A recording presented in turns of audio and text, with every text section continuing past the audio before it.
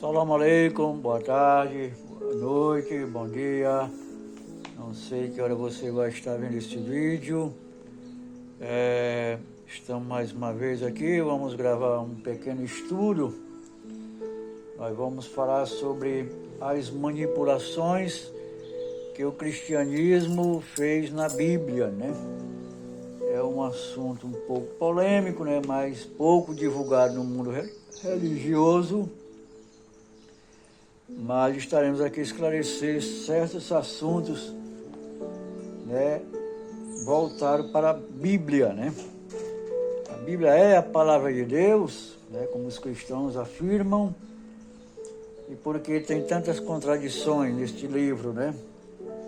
Apesar de eles negarem, né, fazer muitos malabarismos para querer explicar certas coisas, mas isso já é um caso bem estudado, né, pelos melhores estudiosos do tema sobre Bíblia, né, estudiosos críticos, né, que você quiser mais aprofundamento na internet tem muito a esse respeito, né.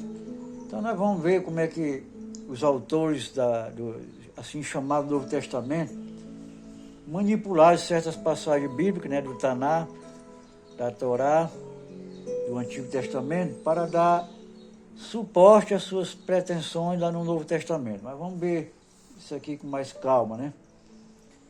E seja bem-vindo a este canal, Monoteísmo Racionalista, a verdadeira religião de Deus. Então, nesse estudo, trataremos de algumas passagens citadas do Novo Testamento que foram mal traduzidas, mal interpretadas quando citadas, retiradas do seu contexto ou então simplesmente não existem. Embora aqui tenhamos uma boa coleção de tais passagens, elas não são as únicas e estão longe de ser exaustivas. Para explicar essas contradições, alguns apelam para textos aleatórios em todas as escrituras judaicas, que nem de longe têm algo a ver com as citadas nos evangelhos ou nas epístolas paulinas.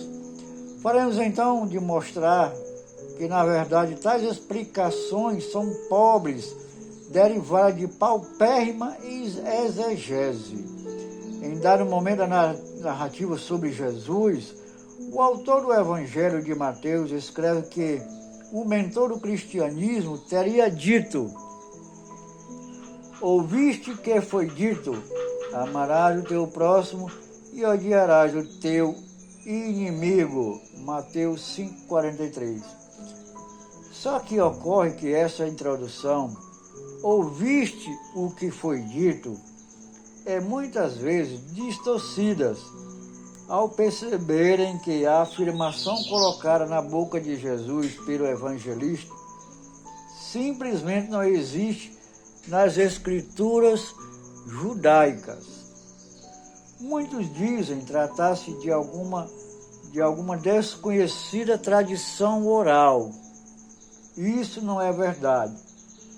Até porque em outras 5 ocasiões temos a mesma expressão, sempre conectada a alguma passagem existente na Escritura. O fato é que Jesus, de fato, disse isso. Essas passagens não existem. Foi mera criação ou especulação. Em outro momento da narrativa sobre Jesus, o autor do 4º Evangelho escreve o que, hipoteticamente, Jesus teria dito: quem crê em mim, como diz as Escrituras, rios de água viva correrão no seu ventre. João 7,38. Porém, qual Escritura? Onde isso está escrito? A resposta é simples: em lugar nenhum. Às vezes, tentando justificar mais essa desastrosa citação irreal, alguns intérpretes citam passagens como Isaías 44,3, Isaías 55,1, Isaías 58,11, Ezequiel 47:1 e Ezequiel 47:12, Zacarias 13:1 e Zacarias 14:8, onde menciona-se fontes de água viva, etc. Porém, em momento algum, a tal fonte de águas mencionada nessas passagens é em relação a uma pessoa que crê em alguém. Da mesma forma, em momento algum, essa passagem dizem que águas fluíram de pessoas, ainda que metaforicamente. Esses textos, todos eles, referem-se a uma figura de linguagem que retrata a Deus e não a um homem, como a fonte de salvação e purificação. O autor da Epístola dos Hebreus diz o seguinte: e outra vez, quando introduziu no mundo o primogênito, diz: e todos os anjos de Deus o adorem. Hebreus 1:6. O grande problema é que aqui também não temos uma referência certa ou precisa de onde isso teria sido retirado. É natural que esperemos um texto bíblico amparando tal proposição, visto que em todo o contexto do capítulo 1 desta epístola temos citações praticamente diretas das Escrituras para justificar outras assertivas. O capítulo 1 de Hebreus, a partir do verso 5, traz várias menções diretas às Escrituras, em especial no livro de Salmo, que, segundo o autor, poderia corroborar com os postulados cristãos. Porém, não há referência alguma quanto a este verso 6 em especial. Porque é simples, não existe isso na Escritura. Paulo, em 1 Coríntios 2:9, diz: mas, como está escrito, as coisas que os olhos não viu, e o ouvido não ouviu, e não subiram ao coração do homem, são as que Deus preparou para os que o amam. Mas onde exatamente isso estaria escrito? Muito embora o que aqui se diz é algo muito positivo e muito bom acerca das promessas de Deus a quem segue seus caminhos. É importante que se frise que essa passagem que Paulo alude não existe em lugar algum, de versão alguma que se conheça das Escrituras hebraicas. Certamente, trata-se de uma interpolação casuística bastante desajeitada. Tiago também comete o mesmo equívoco de Paulo, citando uma passagem inexistente. Ou cuidei vós, que em vão diz a Escritura, o Espírito que nos habita tem inveja. Tiago 4:5. Muitos comentaristas cristãos há séculos estão perplexos com essa passagem e não sabem dizer de onde foi que o autor da epístola tirou essa ideia. Não bastasse isso, a ideia exposta pela passagem em si já mina quaisquer justificativa, pois a palavra inveja não é algo muito bem visto em nenhum conceito, menos ainda na conceito religioso e pior ainda, tendo como sujeito da frase o Espírito, que para o cristianismo seria uma pessoa da divindade. Não fica muito bem explicado como um ser espiritual puro poderia sentir inveja de algo ou alguém. Não nos surpreende, então, o fato de não encontrarmos nada assim nas Escrituras hebraicas. Digo-vos, porém, que Elias já veio, e fizeram-lhe tudo quanto quiseram, como dele está escrito. Marcos 9:13. Há uma tradição judaica de fato que Elias haveria de vir antes do Messias, como seu precursor. Porém, é claro que o judaísmo não confirma as palavras de Jesus quanto a João Batista ter cumprido esse papel. E isso não tem nada a ver com o fato de Jesus não ser o Messias em si, com o fato de que, pela tradição, Elias seria coroado de êxito em sua missão.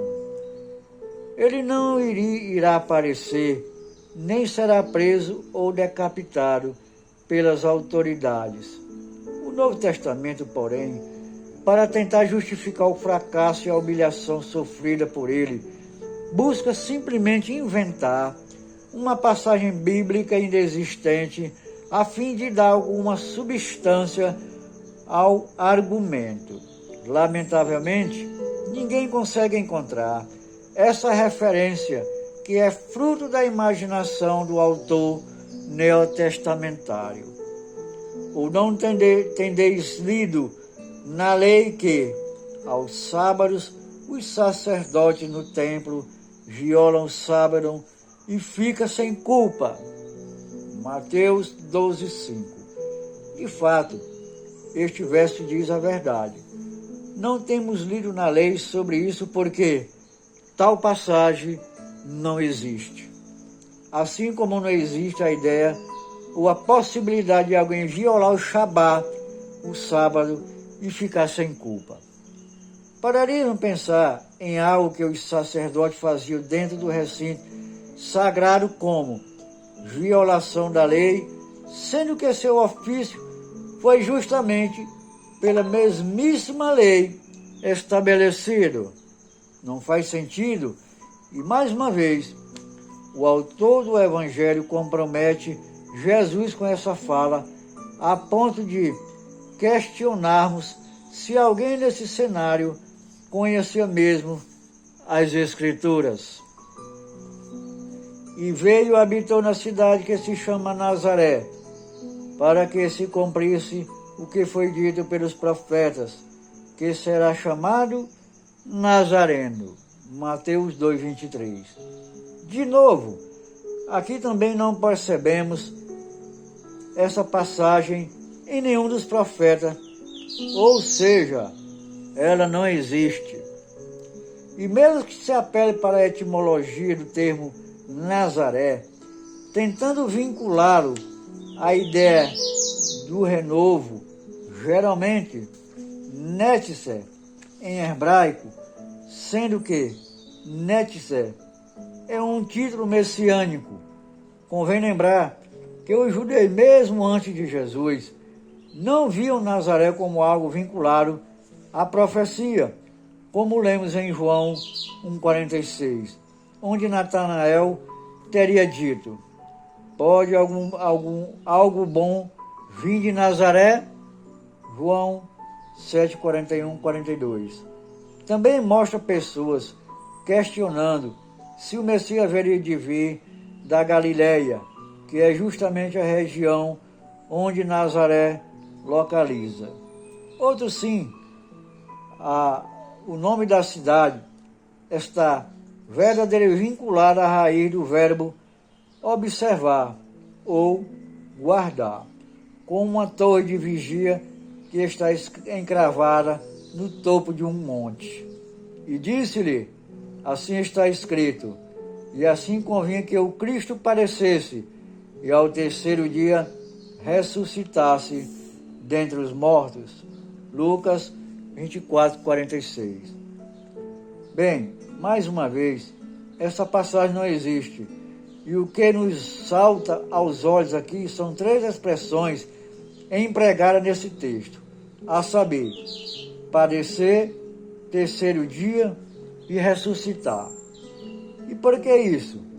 Porque nenhuma dessas expressões ou ideia está relacionada ao Messias, segundo se percebe pelas Escrituras. É claro que o cristianismo, como uma religião independente, pode cogitar tal ideias ou mesmo entendê-las como verdadeiras dentro do seu sistema teológico peculiar. Porém, não é correto buscar nas escrituras hebraicas apoio ou sustentação para isso, pois nem de longe os profetas corroboram com tais noções. Assim está também escrito: o primeiro homem, Adão, foi feito alma vivente. O último Adão, espírito vivificante. 1 Coríntios 15, 45. De fato, considerando-se a primeira parte do postulado, poderíamos ainda que, com ressalvas, dizer que o autor está pensando em Gênesis 2,7. Porém, o problema é a conclusão. Não há conceito de último Adão nas escrituras judaicas, e mesmo ainda de que o tal seria espírito vivificante. A questão é que, como se não bastasse a criação de passagens sem fundamento na fonte hebraica das Escrituras, essas mesmas passagens criadas acabam distorcendo muito das verdades cardeais do monoteísmo. E nesse aspecto, tudo isso é muito prejudicial e negativo. Provérbios 35-8 traz uma contundente mensagem para encerrarmos essa exposição. Tudo que temos no Taná, a Bíblia judaica, deriva-se de Deus. É entendido, até mesmo pelo cristianismo, como a palavra de Deus. Sua própria expressão não se deve acrescentar nada ao que está escrito, pois quem assim procede é mentiroso e será reprovado. Muito bem, meus amados irmãos, vamos ficando por aqui. Este vídeo não fica muito longo.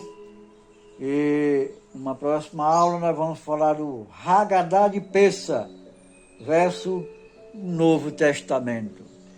E vimos aqui nesse breve estudo, mais uma vez, provado pelos conceitos da racionalidade das Escrituras, que o assim chamado Novo Testamento é cheio de contradições, manipulações e invenções que não existem nas Escrituras hebraicas.